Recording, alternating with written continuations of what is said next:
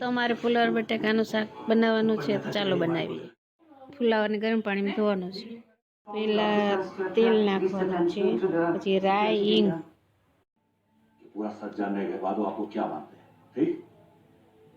ડુંગળી નાખવાની, બટેકા, વટાણા અને ફુલાવર નાખી દેવાનું. પછી ટમેટા અને કોથમરી નાખવાની, લીલા મરચાં નાખવાના, સ્વાદ અનુસાર મીઠું, હળદર, ધાણા જીરું ને ચટણી નાખવાની. नहीं रख दे मेरे पास।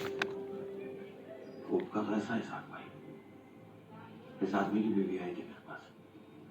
इस होप में कि मैं उसका पति ढूंढ दूंगा। કસૂરી મેથી અને મેગી મસાલા છે. પછી પાણી નાખી હલાવીને ઢક્કણ બંધ કરી દેવાનું. સીટી ને મરચાંનો પેસ્ટ નાખવાનો, પછી તમારું શાક તૈયાર.